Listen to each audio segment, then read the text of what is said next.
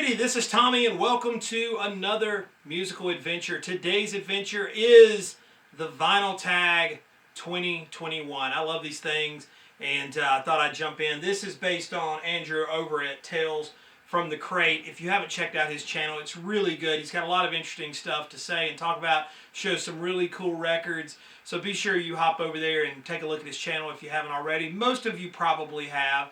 But if you haven't, go check him out. He's really cool. But thanks, Andrew, for doing this one. I think there's a couple of other vinyl tags floating around out there. And I may take a look at those and maybe jump in on those. But I really like the questions.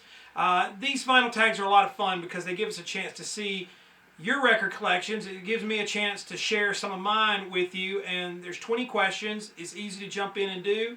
So if you're so inclined, do the Vinyl Tag 2021. And for those of you that have already done it, I'm watching your videos now and getting through them, and there's some really cool ones out there. So let's get started with the Vinyl Tag 2021. I'm going to refer to my handy sheet over here just to make sure that we're following the rules and the questions properly.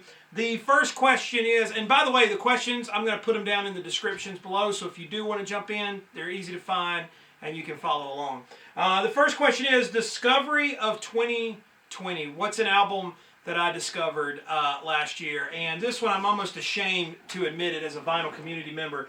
In the Court of the King Crimson, of the Crimson King, In the Court of the Crimson King by King Crimson. This was a birthday gift. It was on my Amazon wish list, an album that I've been meaning to check out. This particular one is the original stereo mix of the 69 Classic. It was newly cut from masters from Robert Fripp, approved by Robert Fripp. It's a 200 gram. It's a really nice, clean copy. I don't know the difference between the pressings. I'm sure there's some King Crimson fans out there that can tell me the difference. I know that it was remixed and so on and so forth. But this is an album I'm still absorbing. I'm still trying to, get into it. I've heard different phases of King Crimson, but this is an album that I just kind of always been on my radar, but never something that I really started to absorb until this year, or this past year in 2020. But that is my discovery, and I have a feeling I'm probably going to go a little deeper because I really do like that album. So I don't know if that's the best starting point. There's probably some King Crimson fans out there be like, oh no, you should have started with blah blah blah or da da da. It's a cool record. It's one of those that shows up in the VC quite a bit, and there you go. Quarantine by. I didn't buy any records while in quarantine.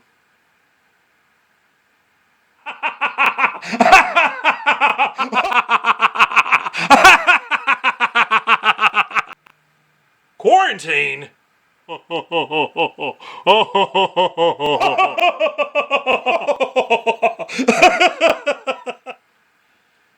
No, there. I actually did a lot of quarantine because the stores were shut down and everything. It's interesting how my record buying habits of 2020 was very different from the record buying habits I had in previous years. But in the sense that I bought a lot of new vinyl, Amazon became a very good friend of mine, but I was able to pick up a lot of records that I've been wanting for quite a while. If you watched some of my videos last year, there was a 10 albums I must own. Amazon would do some of those 3-for-2 deals. And so I did manage to pick up some good records from Amazon over the last year. And so a lot of new records and a lot of new pressings kind of found their way to my collection as opposed to all the digging that I normally do. But when I think of a quarantine buy, the one that comes up is probably one of the first records I really probably saw during the quarantine. It's the Jason Isbell and the 400 Unit Reunions album that came out probably just shortly after the lockdown, which was probably crazy to release an album during the pandemic. I did sleep on it. I did not get the Dreamsicle colored vinyl. I only have a standard black, which is fine. But this was an album that I remember sort of like actively trying to seek out. And like I said, I really, because of the quarantine, I kind of slept on it. And part of the release was that he wanted to, kind of bolster some independent record stores that were suffering, especially during the quarantine back in the spring. But that's the album that comes to mind for a quarantine buy. An album I want to find in 2021. Of course, I can't show it to you, but for those of you that have been following my channel, you all know that I've kind of really dived very deeply into Thin Lizzy and their discography. And I'm happy to report that I pretty much have a complete Thin Lizzy discography on vinyl and then some. But one of the albums I do not have is the very first Thin Lizzy album on Decca. Now, having said that, I do have original pressings of Shades of a Blue Orphanage, the second album, and Vagabonds of the Western World. Very lucky to get those. I don't have a lot of hopes that I'll ever find the first Thin Lizzy Decca album in the wild. I'm probably going to end up having to settle on a reissue. It would be nice to have an original just because I have the other original ones, but that's an album I'd like to find, and I'm going to be on the search for it and be on the lookout for that. A box set. I just want to show this because it's a great box set. It's so cool. This is the Smile box set that came out in 2013, the Beach Boys Smile. This was a big deal when it came out. It's a beautiful set with this sort of plastic 3D cover. It's got the vinyl, the 2-record set. It's got, I think, several CDs of the Smile Sessions. This is actually called the Smile Sessions box set, but this is all things Smile. It's the final word. It's got some great books, some really nice stuff in there about the making of Smile. Smile is an album that kind of blows me away every time I hear it. It's some of my favorite music ever recorded, and so it was easy for me when show a box set, that's the one I wanted to show. A concept album. I had to think about this a little bit because there's so many cool concept albums, but I want to kind of jump on the backside of Smile and show one that probably doesn't get talked about a whole lot as a concept album, and it's Brian Wilson's That Lucky Old Son. This album came out in, 2005, 2006? I can't remember. It came out after he did Smile, when he finished Smile in 2004. And this is an album, he works with Van Dyke Parks on it, but it's not really a sort of, I wouldn't say it's a great sort of follow-up to Smile or anything. It's not really tied to Smile other than doing some stuff with Van Dyke Parks, some narratives that were on this album. But it's all about like Southern California and LA. And so the concept may be a loose one, but it all kind of has a very similar theme. And I think it's a really nice album. I think Brian really did some good work. He teamed up with his bandmate Scott Bennett, and I think this is just an underrated Brian Wilson solo album. Probably the last, to me, what I would think great work that he did. It's got a lot of focus. The music is really wonderful. If you're a Brian Wilson Beach Boys fan, I don't think you will be disappointed in this sort of tribute to California, That Lucky Old Son. So that's the concept album. An album, the sixth question is an album where an artist or band changed direction. Well, you guys know that you follow my channel. I love talking about Michael Nesmith of the Monkees. And I want to show this album, The Prison. This was an album that came out, I believe, 74. Now, Michael Nesmith, after the Monkees, did 3, what I would say, essential country rock albums with the First National Band. He followed that up with the Second National Band, more country rock. He did an album called Pretty Much Your Standard Ranch Stash. That's a tongue twister. But then this album came out, and this is more of what I would call, it's not really a country album. For him being known as a country rock, this almost could go into the concept album category. But this album in particular, it's a box. It's a single album, but it came with a book. And so the idea was that you were supposed to read this book while you listen to the album. But it definitely is a change in direction. Now, as the 70s wore on, Nesmith would get further and further away from that sort of country rock sound that he helped to pioneer, and he got more and more into sort of pop rock territory. But this is the album to me where it's sort of like the total gears shifted, and he started doing some different type of stuff. And like I said, this was a concept. I don't know if the book and soundtrack concept really works, but as an album, it's nice. It's really cool. So a lot of Nesmith fans say it's one of the best works he did. He even did a sequel to it later on, but The Prison by Michael Nesmith.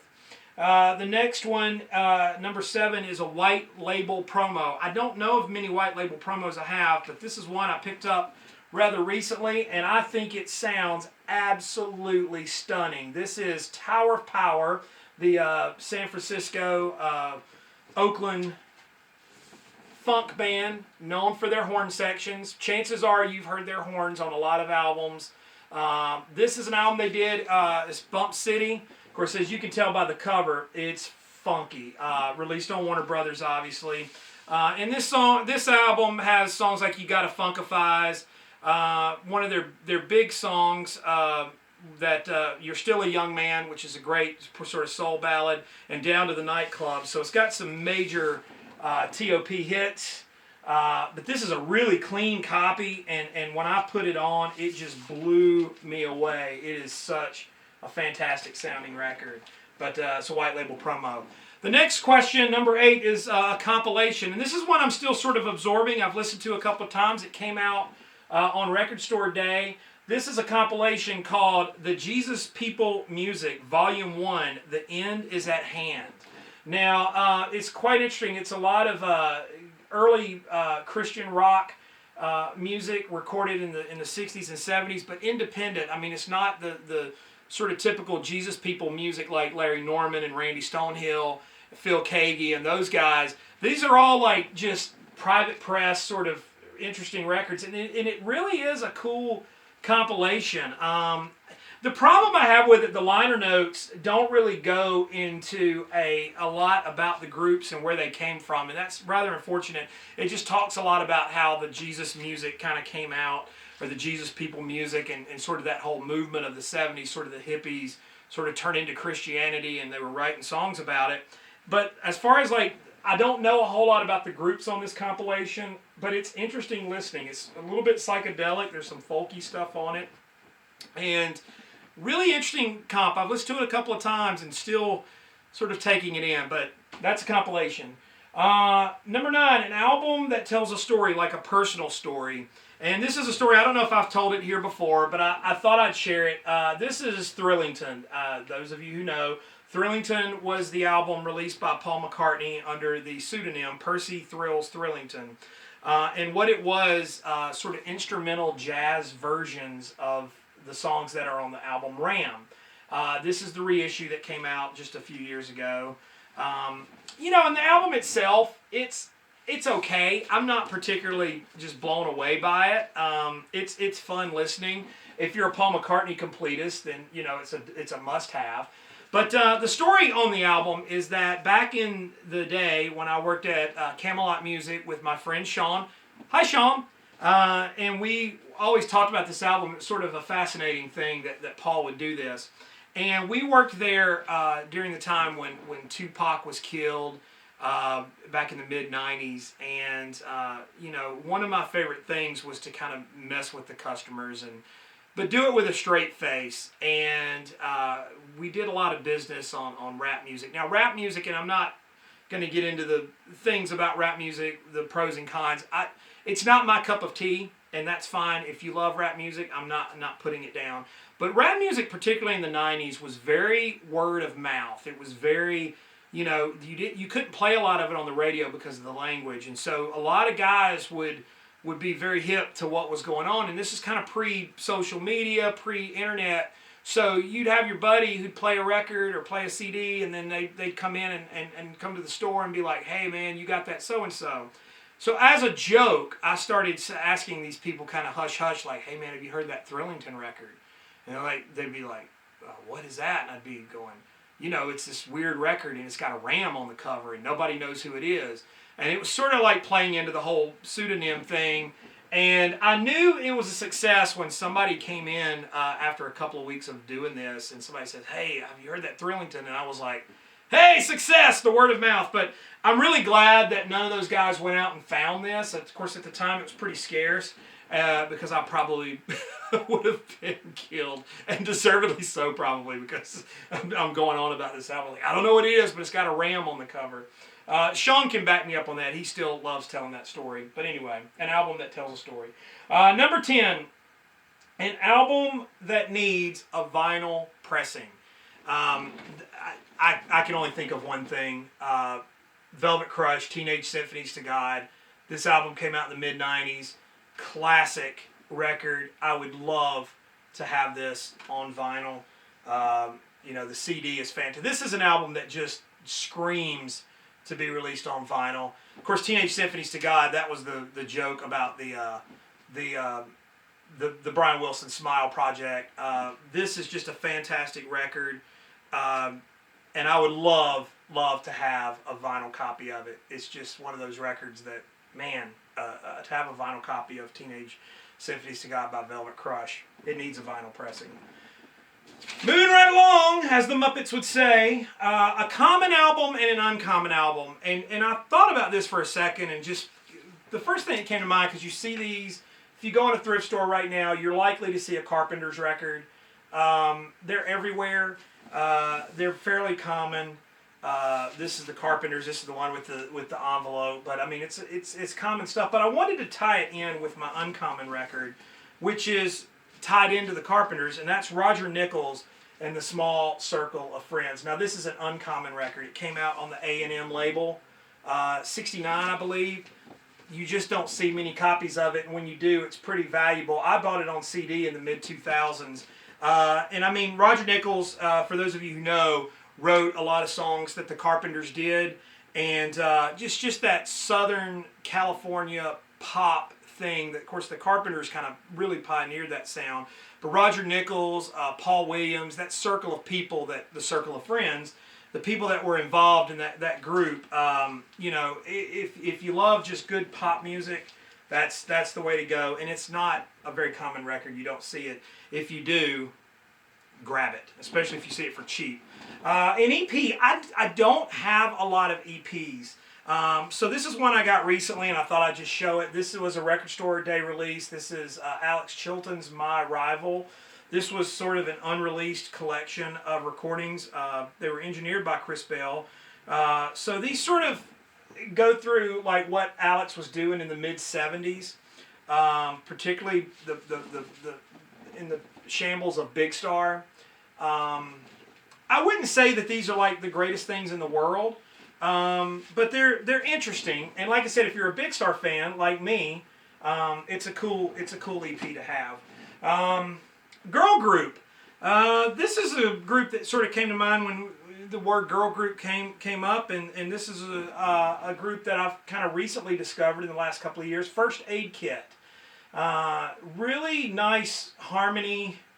Just sort of folky pop kind of stuff. They've got a few albums out. This is their album Ruins. Just a really, really cool group. If you like that sort of sisterly harmonic stuff, First Aid Kit is the way to go. Number 14, an album cover that I like. I didn't even have to think about this one because this is an album cover that really influenced me in a lot of ways. The Freewheelin' Bob Dylan by Bob Dylan.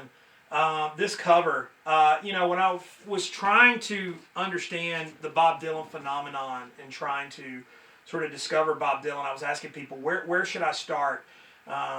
What album should I start with? And this is an album I kept going back to just because of the cover. They're walking in the snow. Susie Rotolo, who was his girlfriend at the time. There's just something going on right there that just speaks to me, and it always has. And of course, this was the first Bob Dylan album I ever bought, and I love it. It you know, it set me on my way to being a huge Bob Dylan fan. But this cover is just it's special to me. Number 15. I'm sorry, an album I've listened to the most, and this is probably an album most of you have listened to the most.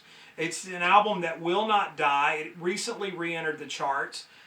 So it just keeps going and going and going. But Rumors by Fleetwood Mac.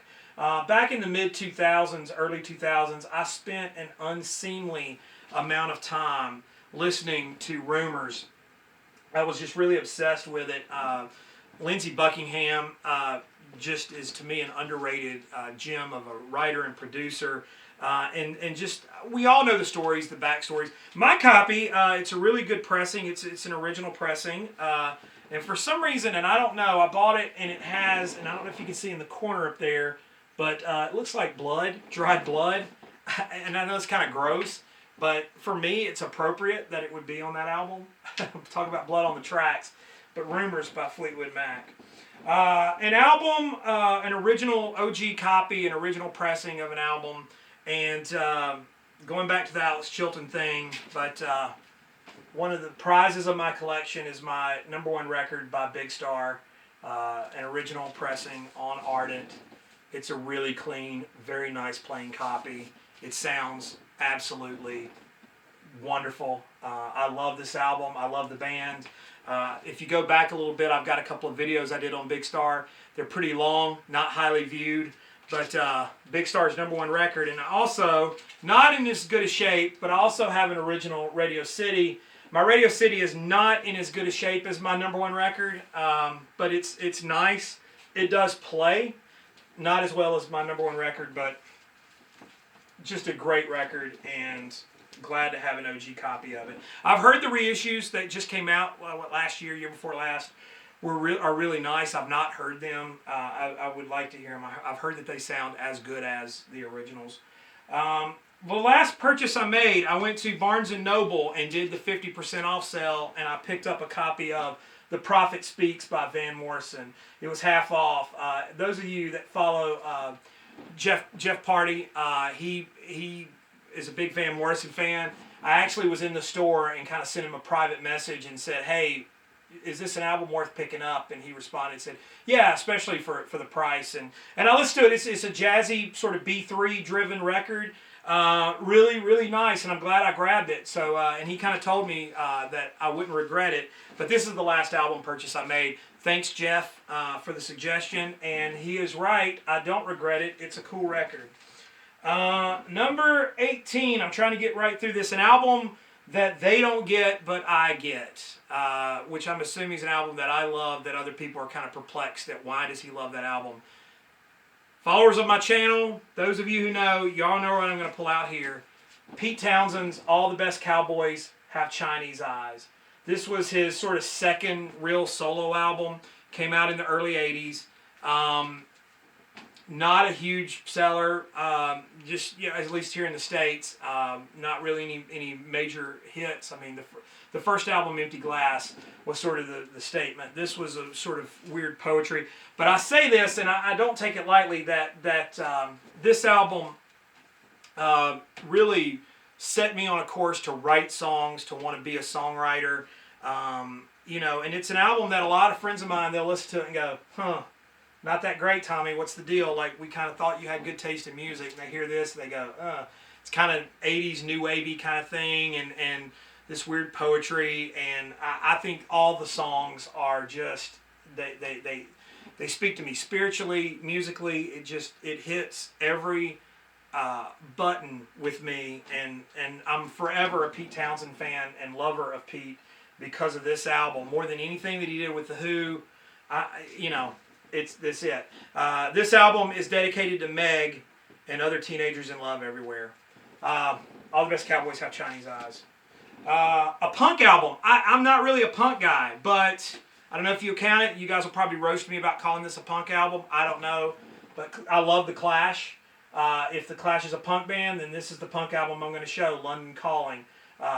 Absolutely love this record. I love The Clash. The Clash makes me so happy, and I love listening. There's very few bands that make me kind of want to dance. The Clash is one of those bands. I don't know what it is. Absolutely love it.